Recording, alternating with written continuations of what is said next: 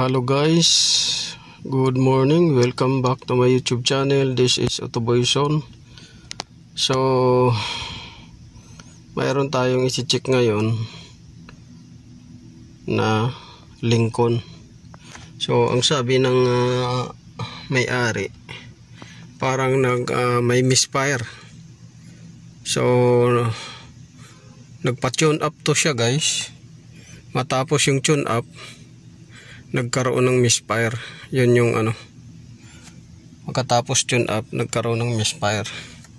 So sinalangan na natin guys ng computer dito. Yan. Tapos ito Lincoln. So isa lang yung ilaw dyan, check engine, kasi naka ignition on tayo. Tapos naka park tayo.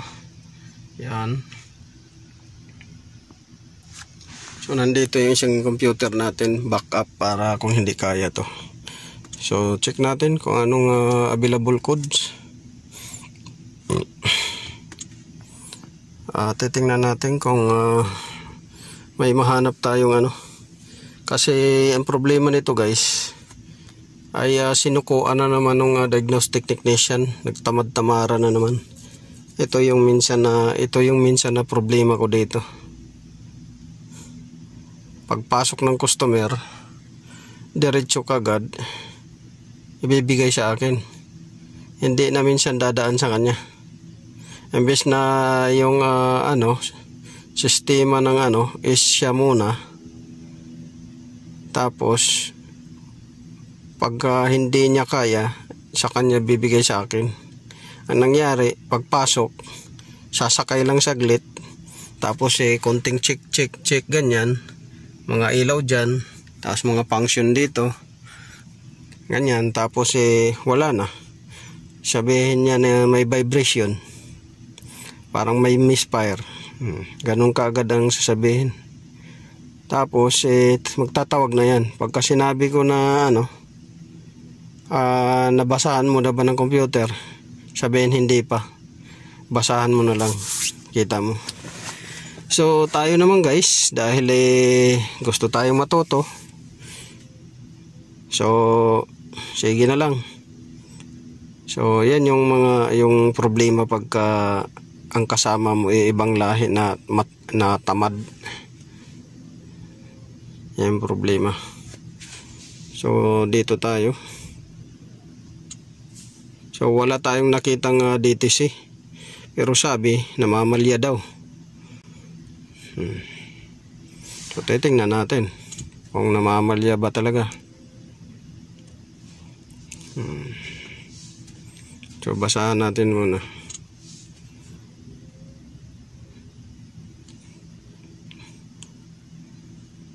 Ganyan yung kaya sila ayaw nila na matuto ng husto. Kasi pagka natuto sila pagka marami silang alam, ang mangyayari ay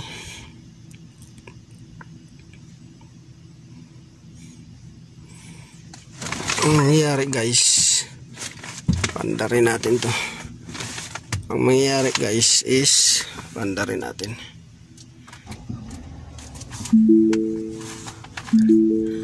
Yan, nakapark lang tayo. So walang check engine.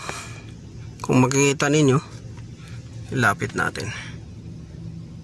Yan, walang check engine. Tapos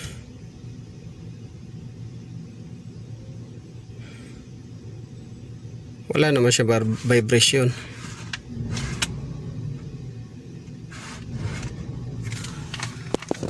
Lapit natin dito kung nanginginig ba yung RPM. So hindi naman nanginginig yung RPM. Ayan, normal naman yung RPM. So dito tayo sa live data tayo.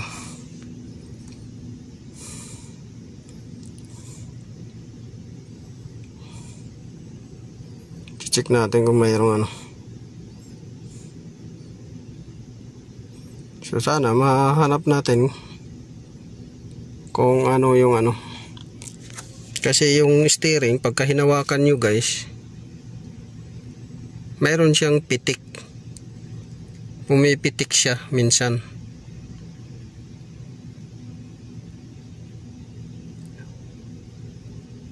Alam mo yung parang minsan yung parang pumipitik lang siya. Hindi siya maintain na sinasabi may vibration. Ang iniisip ko nito baka ignition coil to. May butas na yung ignition coil. Bago daw spark plug. Sabi nung customer, spark plug bago. Nagpa-tune up nga to guys eh. So dito tayo.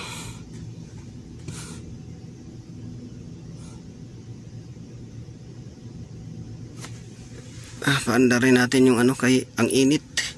Init guys. Sobrang init.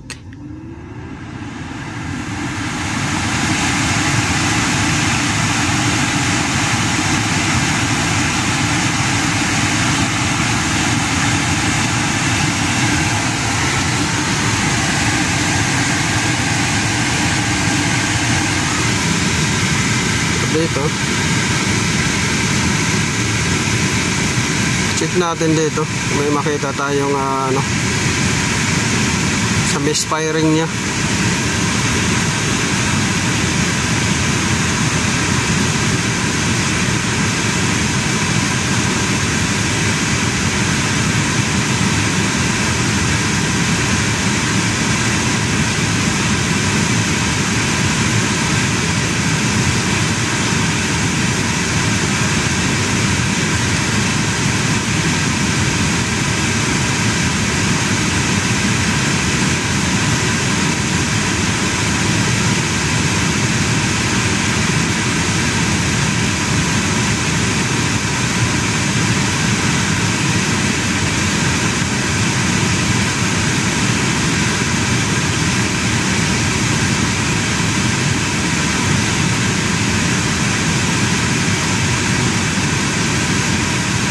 I-check lang natin guys.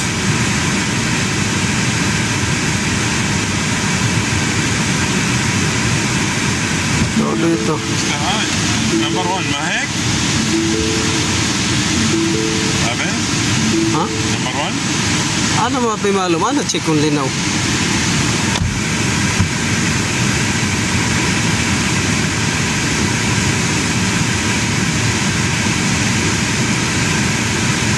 Kita nyo guys, magtatanong sila guys sa akin kung ano nakita ko. Samantala, trabaho nila yan. Kakaupo ko pa lang dito, tatanong na sa'yo kung anong nakita.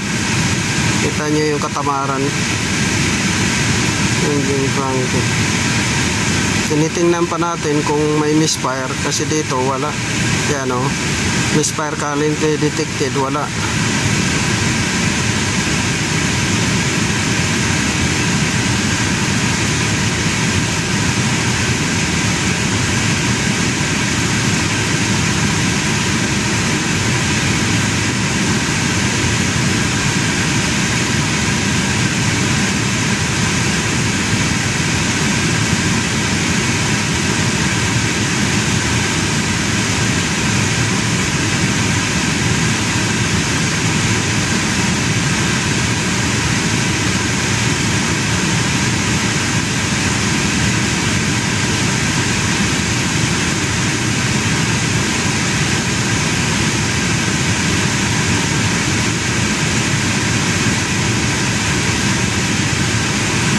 I-check pa natin kung anong makita natin dito na hindi gumagana.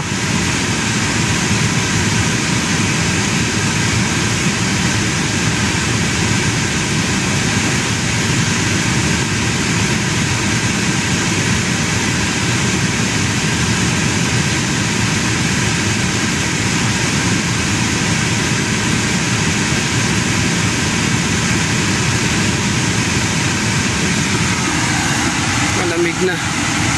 Iano muna natin.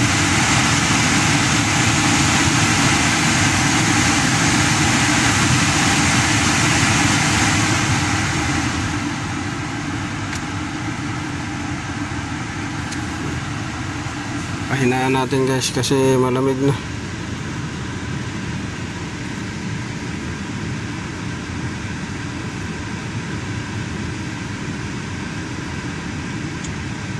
Fire resistance open eliminate battery lock.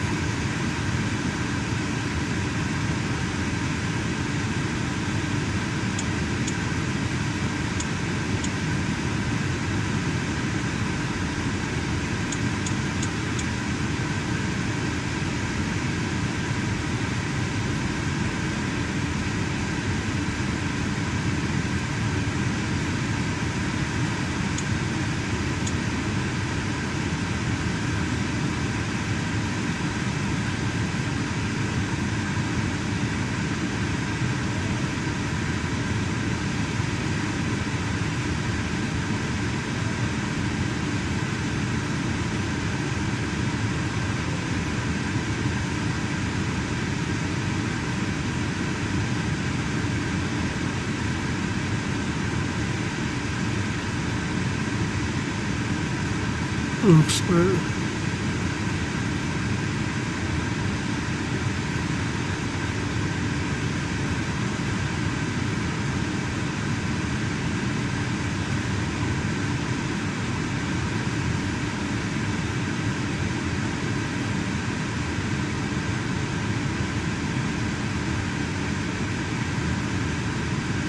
So wala tayong makita guys. Wala tayong makita. Punta tayo sa ano. Wala ring wala rin siyang check engine. Dalawa lang ang suspicion ko nito guys, ay tatlo. Una, itong ignition coil, mayroon na siyang butas. Pangalawa, mayroong tong connector na hindi na isalpak ng maayos. Pangatlo, mayroong dito na kailangan i-reset or i-relearn.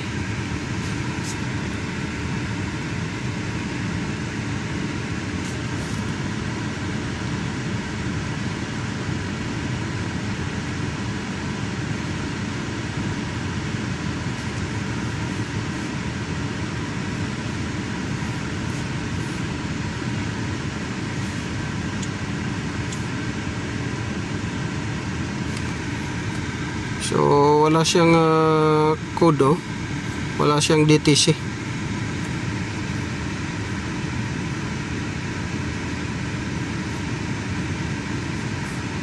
So pupuntahan natin yung makina doon guys, wala siyang code. Check natin yung mayroon lang tong nakalimutan na salpak o kaya maluwag.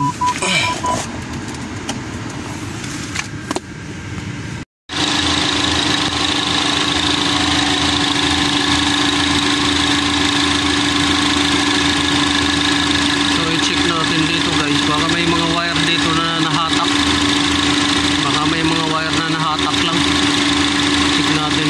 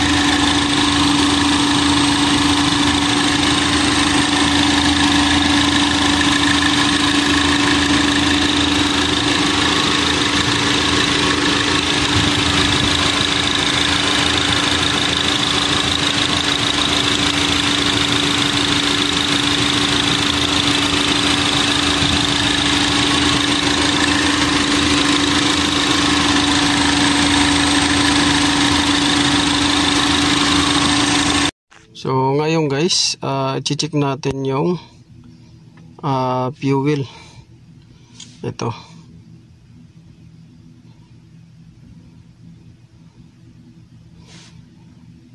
Ay, dito tayo sa ano, misfire test. Misfire test.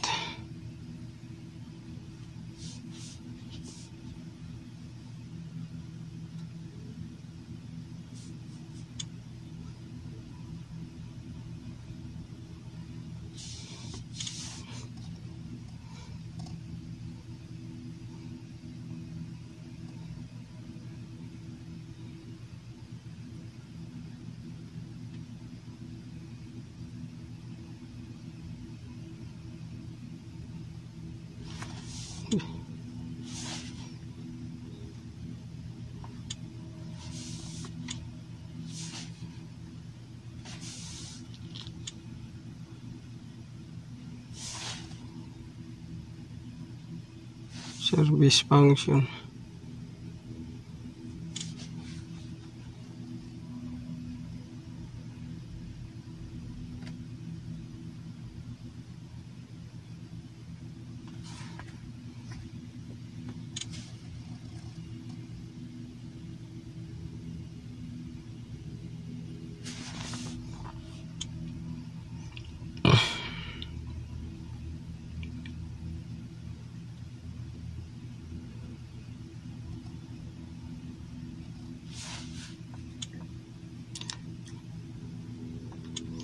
Start engine or crank for 5 seconds.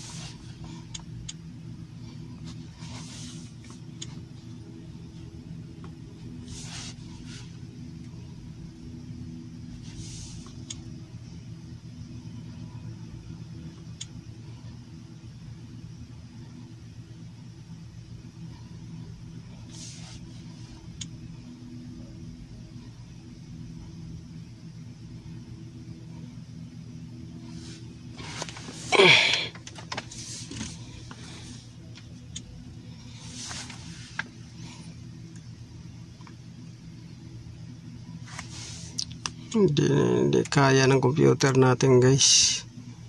Bakit hindi kaya? Balik tayo dun sa ano.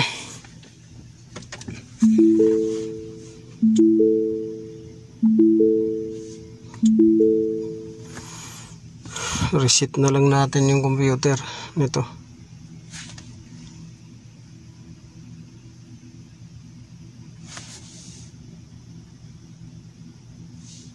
ECM.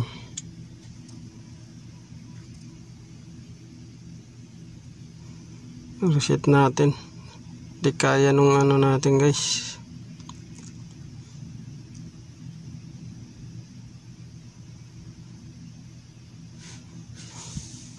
Wala ring ano dito, function na iba.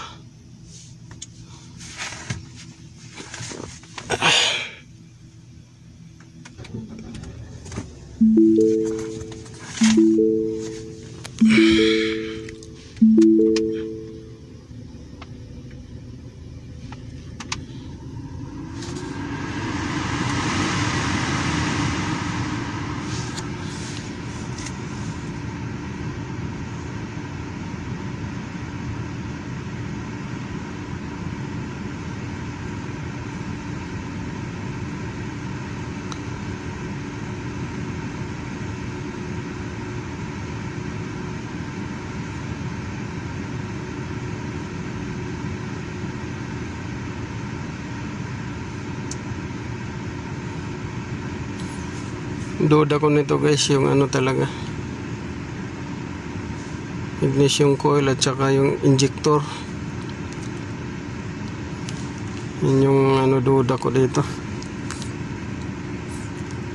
Pero i-rev natin yan guys. Wala na yung ano, yung nginig eh.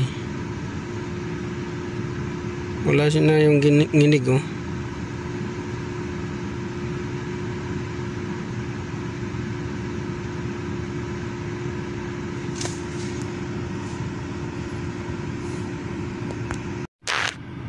So, nireset na lang natin guys yung PCM.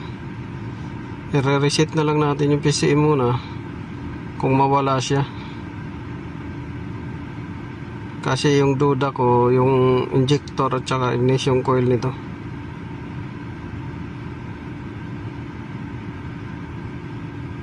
Pumipitik niya siya eh. So, nireset na lang natin muna yung ano, computer. So yun guys, nirelearn muna natin yung throttle. So nilagay natin sa 2,000 to 3,000 RPM. Yan. Nirelearn natin yung throttle. Yun muna yung ginawa natin. So ang ginawa natin dito guys, nirelearn yung throttle, nireset yung PCM. Titingnan natin kung mawala siya.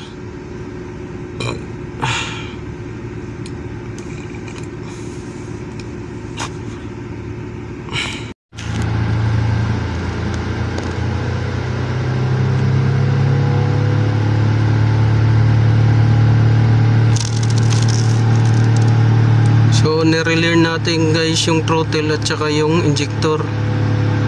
Kailangan naka high RPM siya, 4,000 to 5,000 throttle at saka injector.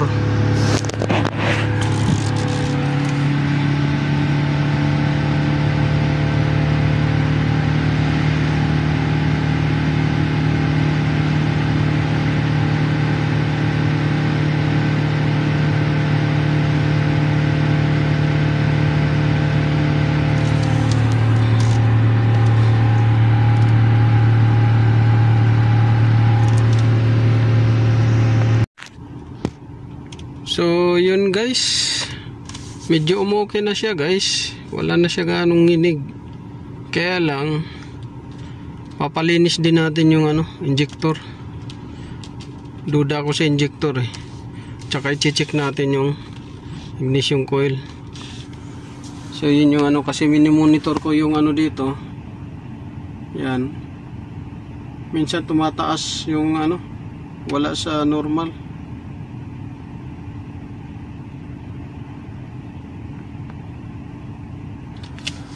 So yun lang guys. Okay. Request natin to.